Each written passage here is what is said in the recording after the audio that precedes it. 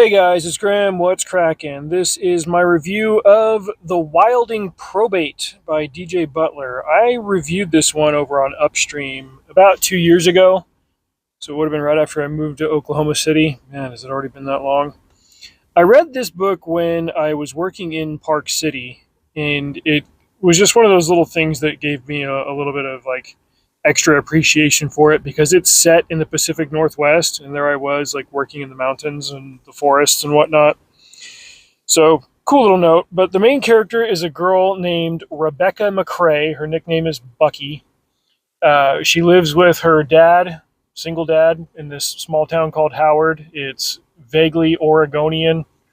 It's within shooting distance of Boise. It's up there, and he is a small town lawyer. He is one of the very many, like even the most common types of lawyer or attorney, because he doesn't make a ton of money. People tend to think that lawyers are filthy rich because they watch Suits, and no, a lot of guys that become lawyers, like they're just kind of average Joes working stiffs. He handles court appearances for the locals in this small town.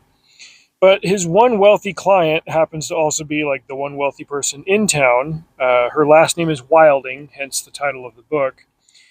Um, Wilding dies, and suddenly a whole bunch of people come out of the woodwork claiming to be in the will or having interest in the will.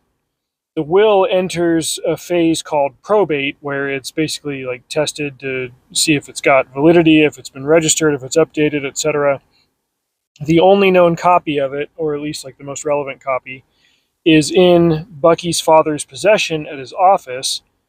Bucky goes to check it out, to pick it up for her dad, because he's going to have to examine it in due course. Well, while she's checking into the office, she discovers that it's been broken into, and she finds herself accidentally contaminating the scene, and now she's caught up in a larger scheme to compromise the Wilding will.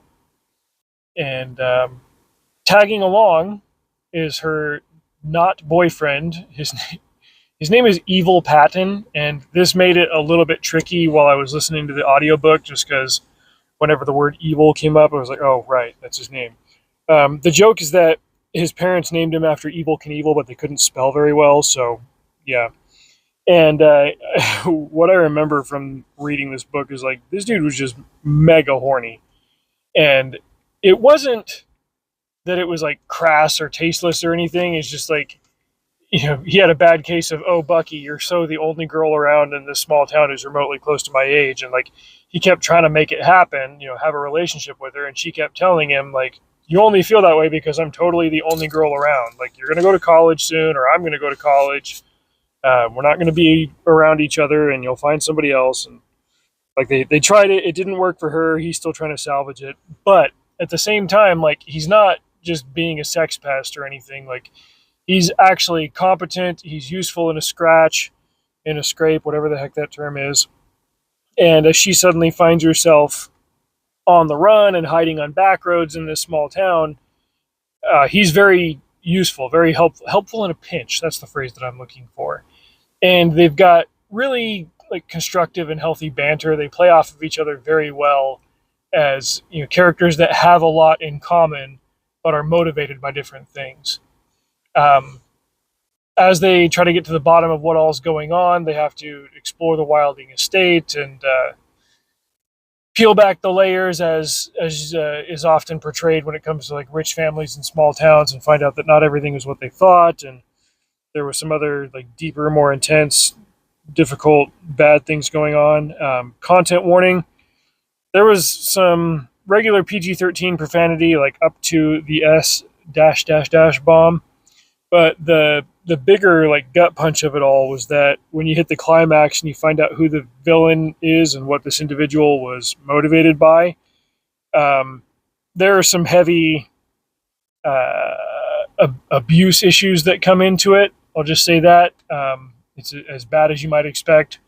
So it didn't feel exploitative, though. I think that was the thing. Like, there are times when authors work this in there, and it comes off as like, oh, you just want to write about this thing. you're not including it and like trying to be delicate about it at all for the sake of like portraying something serious. You're just trying to throw it out there and be like, oh, this is a serious thing, and I'm writing about it because I'm a serious writer. It's like, no, no, you're writing about it because you've got this freaking weird obsession with something that's really crass and bad. Um, it became part of like this main villain's backstory and a motivation for what was going on with the Wilding Will. There was not like a heavy amount of legalese in any of this, but Dave Butler, DJ Butler, the author, is an attorney by trade, by training, by whatever. So he's got a background in all of this, and in addition to being a very skilled storyteller and writer, and so obviously he was drawing on all of that, saying, okay, like if I were to lean on my expertise and experience in this particular realm, like what would I put together? And he puts together a fantastic thriller.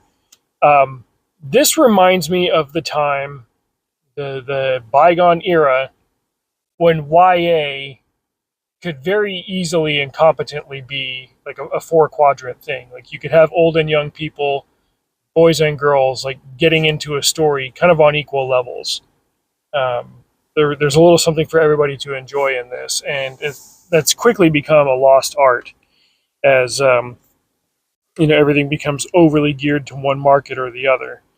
You say you read YA books, and people think either like Harry Potter or Twilight, or like in the best case, maybe the Hunger Games. But more often than not, it's like YA is not a genre unto itself. It's an age restricted audience, but you can have like YA sci-fi, YA fantasy, YA paranormal, like all this stuff. It should generally just mean that things aren't going to go beyond a certain point when it comes to content. But even then, you can have clean YA, you can have PG-13 YA, you can have the R-rated YA where half the characters are on the pill or active or whatever. Like it's a gigantic spectrum of things, and because there's so much of it, it becomes hard to find the stuff that is objectively and broadly good. And this is just one of those cases where it definitely is.